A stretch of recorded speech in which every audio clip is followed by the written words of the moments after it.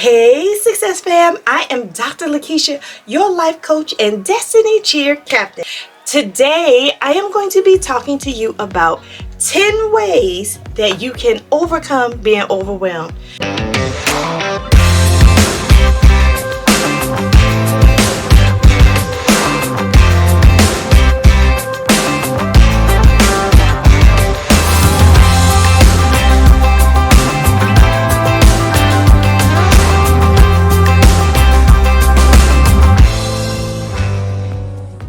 Y'all, this is a never-ending saga in my life.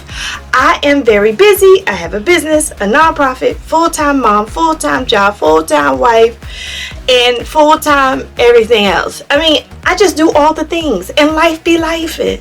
So I know that happens for you if you're looking at this. Otherwise, you wouldn't have clicked on this video. If you're new, welcome. If you are a returner, hey fam. All right. Now let's get to these 10 ways that you can stop being, or at least overcome being overwhelmed. Because I don't know if there's a stopping. I try my best to manage or to recognize when I'm being overwhelmed, but I don't know if there's I'm just going to stop being overwhelmed. Like, I don't know what that looks like.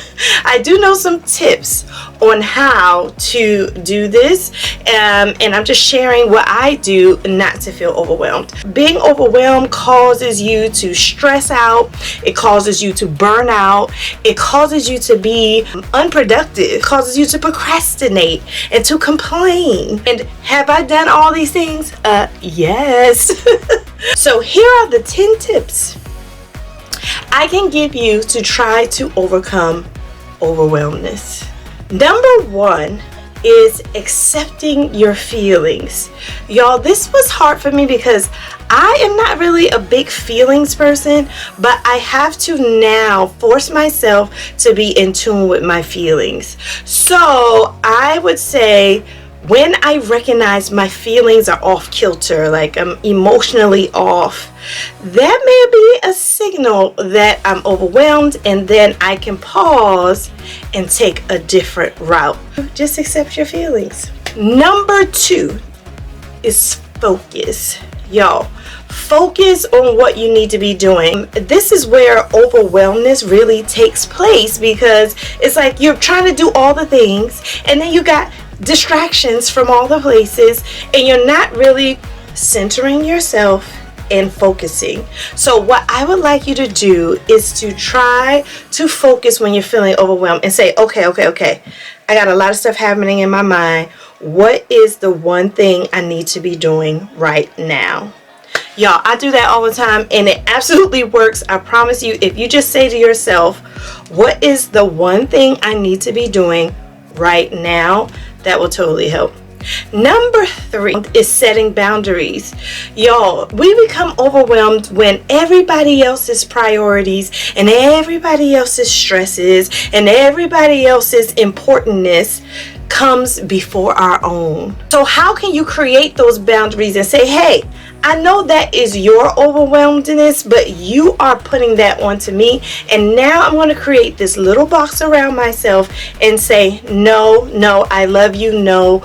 I'm going to delegate, delay, delete, and push other people's things away so that you can fit your priorities in there. That's what boundaries are. It's creating a space for you to think, for you to strategize, for you to prioritize, and for you to act.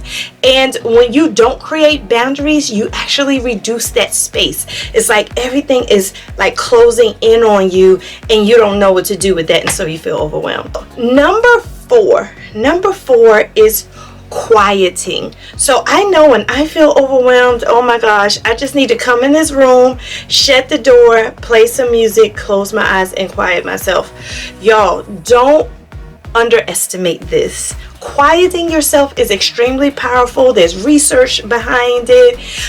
Even if you're at work, go in the bathroom. No, I'm not playing. Yeah, go in the bathroom while you're at work. If you're watching me at work, go in the bathroom right now.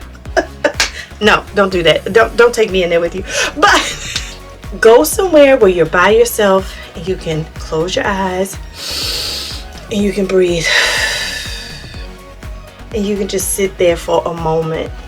Because that little moment actually relieves your brain and your mentality and your emotions of the pressure of being overwhelmed just for a second, so you can figure out what to do next, so you can take a breather, so you can feel more fresh and more free.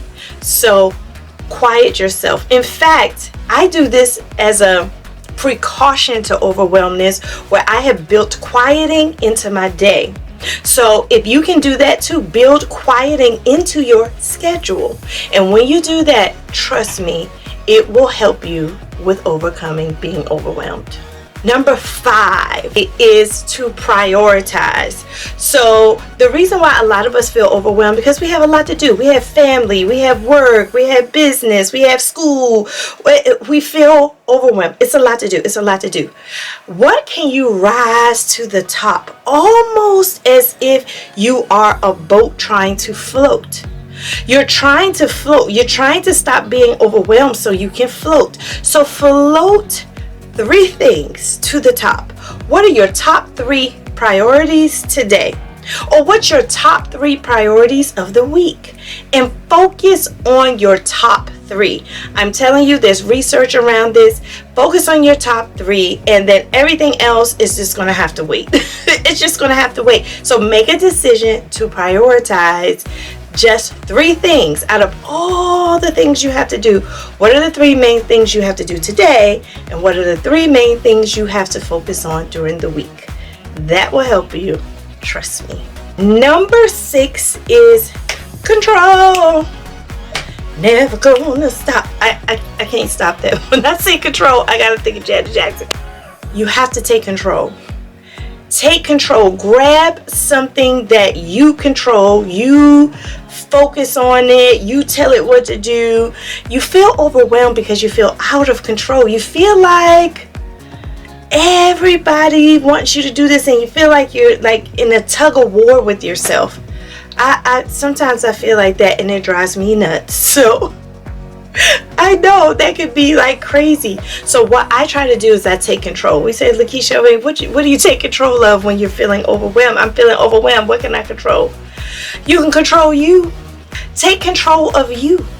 What can you do to take control? One thing I do to take control is go on a drive. I get in my car and I start driving, because I'm in control of the drive. I am in control of where I'm going. I drive. That's one way I take control. Another way I take control is that I do something fun. I say, you know what? I'm going shopping. I'll see y'all later. So I go shopping, of course, within my budget. You don't want to do like toxic shopping. But I go shopping, or just do window shopping on Amazon, or just do something to just relieve myself, but I'm in control of it. So I would tell people to make control baskets. If you make a control basket, you can put things in there that help you feel like you're in control. Little projects, little DIYs, coloring books, puzzles. These things you can actually just put in a basket, and that can be your control basket. So when you're feeling overwhelmed and you have so much to do and it's not enough time, and time is just slipping away from you, go to your control basket, pull out something, and start working within your control, and control yourself as much as you can.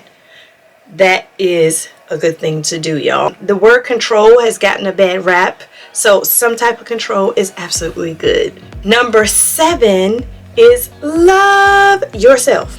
This is something that's just a good practice in general. A lot of us, when we were growing up, we were taught to be martyrs. We were taught to not care about ourselves, to care about everybody else. But woe is me, I'm the victim. No. Let's practice loving on ourselves. What can you do to fall in love with yourself? I love to tell my clients to do the mirroring activity, where you stare at yourself in a mirror for 5 minutes and look at all of your flaws, and look at all of your features, and look at all of your beauty, all in a mirror, and just say, I love you, to yourself.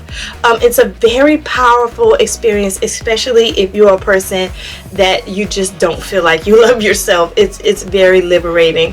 So I would say do things to love on yourself. Do some skincare, get your hair and nails done, take a bath, watch your favorite movie, do something that just says, you know what, self, it's time for you to receive some love, because you have been doing this,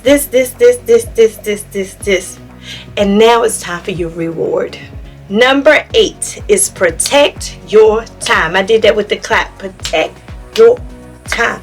Yes, you have to protect your time, because if you don't protect your time, nobody else will. Like, I learned that in my own life. Like, if I don't say no, I'm not doing that today, people will just keep asking me to do stuff. If I don't just put my phone on what do they call it, snooze or something like, I have to keep picking it up. If I keep the notifications on, I'm going to have to respond to the notifications. Like, cut the notifications off.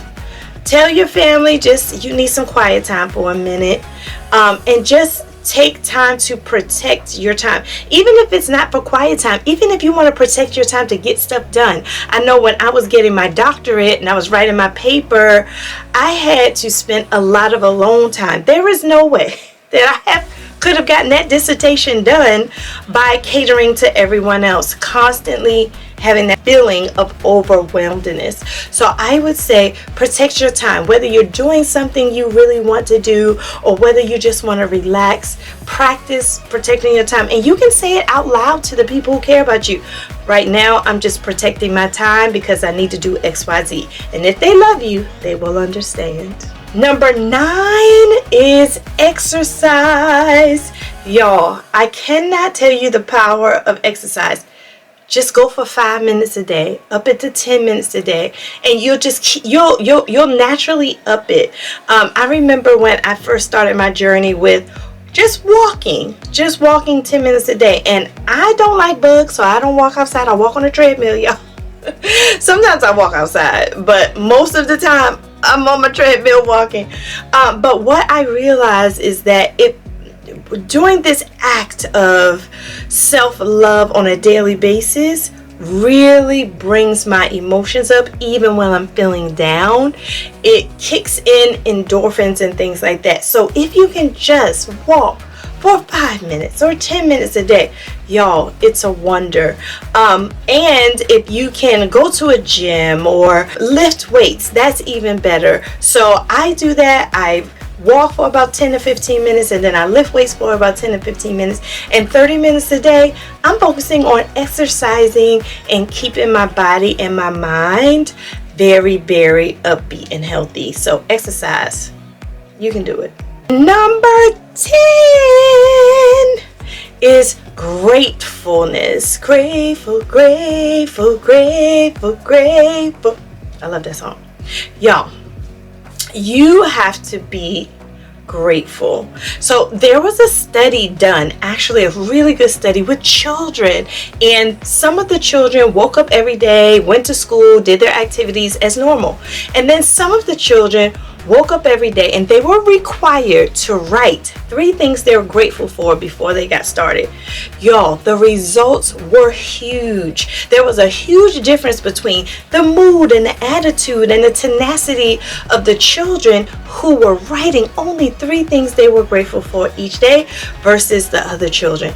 I will encourage you, even if you can't write it down. This is what I do. When I can't write it down, when I wake up in the morning, before I get out the bed, I say, Lord, I'm thankful for this house. I'm thankful for my job. I'm thankful for my kids. Amen. Just that simple act, it does something. It does something to say, hey, this day is not so bad. My life is not so bad. Being overwhelmed is not making me feel so bad, because I still have these things that a lot of people don't have that I'm absolutely grateful for. So being grateful, I think that's the most powerful out of the 10. Thanks for hanging out with me with the 10 ways to overcome overwhelmedness. If you like this video, make sure you like, subscribe, and click that notification bell. Also, I'm going to end with a little cheer.